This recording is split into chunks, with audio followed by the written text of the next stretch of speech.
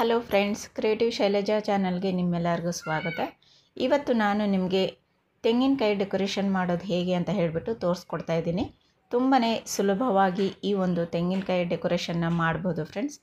ಶುಭ ಕಾರ್ಯಗಳಲ್ಲಿ ಸೀಮಂತಕ್ಕಾಗಿರ್ಬೋದು, ಮದುವೆಗಳಲ್ಲಾಗಿರ್ಬೋದು, ತಟ್ಟೆ ಜೋಡಿಸೋದಕ್ಕೋಸ್ಕರ ಈ ಒಂದು ತೆಂಗಿನಕಾಯಿ ಡೆಕೋರೇಷನ್ನು ತುಂಬಾ ಉಪಯೋಗ ಆಗುತ್ತೆ.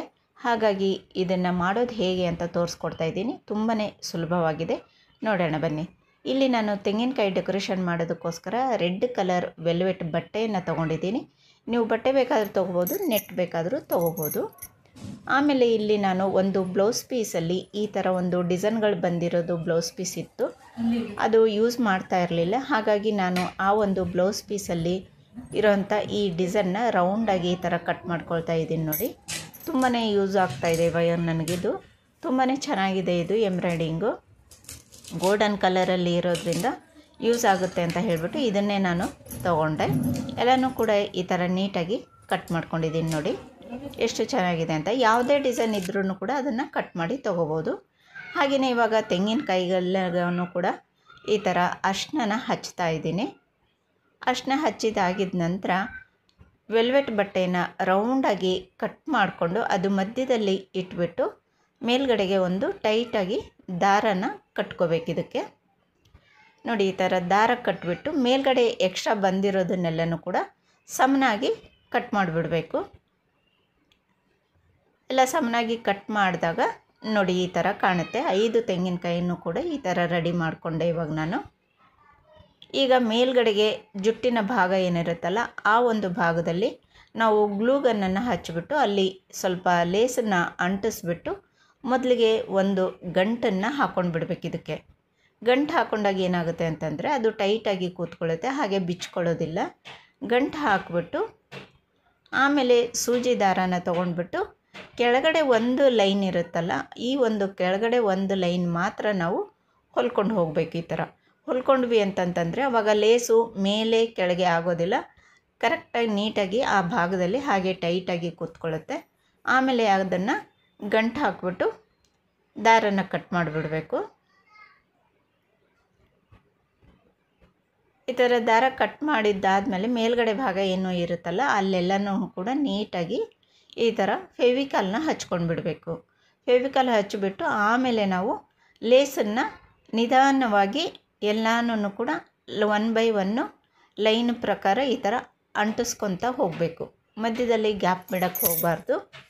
ನೀಟಾಗಿ ಈ ಥರ ಅಂಟಿಸ್ಕೊಳ್ತಾ ಹೋದ್ವಿ ಅಂತಂದರೆ ಅದು ಕ್ಲೀನಾಗಿ ಹಾಗೇನೇ ಅಂಟ್ಕೊಂಡು ಬಿಡುತ್ತೆ ಎಲ್ಲ ಲೇಸನ್ನು ಕೂಡ. ಇಲ್ಲ ನಿಮಗೆ ಹೊಲಿಲೇಬೇಕು ಅಂತಂದಾಗ ಬೇಕಾದರೂ ನೀವು ಹೊಲ್ಕೋಬೋದು. ಈಗ ಕೊನೆಯಲ್ಲೂ ಅಷ್ಟೇ ಸೂಜಿ ದಾರ ತೊಗೊಂಡು ನೋಡಿ ಈ ಥರ ಕೊನೆಯ ಭಾಗದಲ್ಲೂ ಕೂಡ ಹೊಲ್ಕೋಬೇಕು. ಈ ಥರ ಆವಾಗ ಅದು ಲೇಸು ಟೈಟಾಗಿ ಕೂತ್ಕೊಳ್ಳುತ್ತೆ, ಬಿಚ್ಕೊಳ್ಳೋದಿಲ್ಲ. ಆಮೇಲೆ ದಾರ ಕಟ್ ಮಾಡಿಬಿಟ್ಟು ನೋಡಿ ಕ್ಲೀನಾಗಿ ಎಲ್ಲ ಕಡೆ ಕೂಡ ಆಯಿತು. ಈಗ ನಾವು ಪ್ಯಾಚಸ್ಗಳೇನು ಕಟ್ ಮಾಡ್ಕೊಂಡಿದ್ವಲ್ಲ ಅದನ್ನು ನಾವು ಮಧ್ಯಭಾಗ ನೋಡಿಕೊಂಡು ಕರೆಕ್ಟಾಗಿ ಅಲ್ಲಿ ಗ್ಲೂ ಗನ್ನಿಂದ ನಾವು ಕಟ್ ಮಾಡ್ಕೊಂಡು ಇಟ್ಕೊಂಡಿರೋಂಥ ಡಿಸೈನ್ನ ಪ್ಯಾಚ್ಗಳನ್ನ ಇಲ್ಲಿ ಅಂಟಿಸ್ಕೊಂಡು ಬಿಡಬೇಕು. ಈ ಥರ ರೆಡಿ ಇರೋಂಥ ಪ್ಯಾಚ್ಗಳು ನಿಮ್ಮ ಹತ್ರ ಇತ್ತು ಅಂತಂದರೆ ಅದನ್ನೇ ಬೇಕಾದರೂ ಹಾಕ್ಕೋಬೋದು.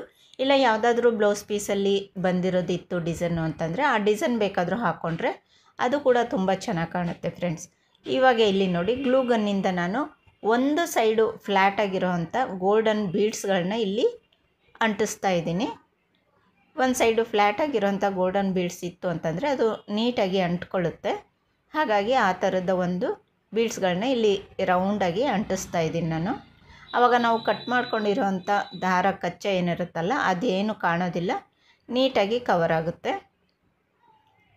ನೋಡಿ ಇವಾಗ ಕಂಪ್ಲೀಟಾಗಿ ಬೀಡ್ಸ್ಗಳೆಲ್ಲ ಅಂಟಿಸಿದ್ದಾಯಿತು.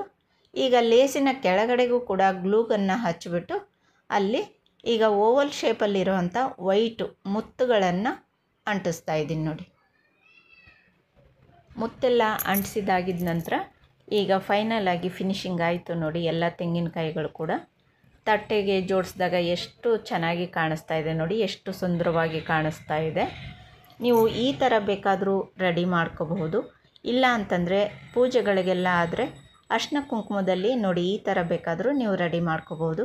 ಇದರ ಲಿಂಕನ್ನು ನಾನು ಡಿಸ್ಕ್ರಿಪ್ಷನಲ್ಲಿ ಕೊಟ್ಟಿರ್ತೀನಿ, ಆ ವಿಡಿಯೋನು ಕೂಡ ನೀವು ನೋಡ್ಬೋದು ಫ್ರೆಂಡ್ಸ್. ನೋಡಿದ್ರಲ್ಲ ತೆಂಗಿನಕಾಯಿ ಡೆಕೋರೇಷನು ಹೇಗೆ ಮಾಡ್ಬೋದು ಅಂತ ಹೇಳಿಬಿಟ್ಟು ಇವತ್ತು ನಾನು ನಿಮಗೆ ಸುಲಭವಾದ ರೀತಿಯಲ್ಲಿ ತೋರಿಸ್ಕೊಟ್ಟಿದ್ದೀನಿ ಫ್ರೆಂಡ್ಸ್. ಈ ಒಂದು ವಿಡಿಯೋ ಇಷ್ಟ ಆದರೆ ಲೈಕ್ ಮಾಡಿ, ಶೇರ್ ಮಾಡಿ, ಹಾಗೆ ನನ್ನ ಚಾನಲ್ನ ಸಬ್ಸ್ಕ್ರೈಬ್ ಮಾಡ್ಕೊಳ್ಳಿ ಅಂತ ಹೇಳ್ತಾ ಇಷ್ಟೊತ್ತವರೆಗೂ ವಿಡಿಯೋ ನೋಡೋದಕ್ಕೆ ಧನ್ಯವಾದಗಳು. ನಮಸ್ಕಾರ ಫ್ರೆಂಡ್ಸ್.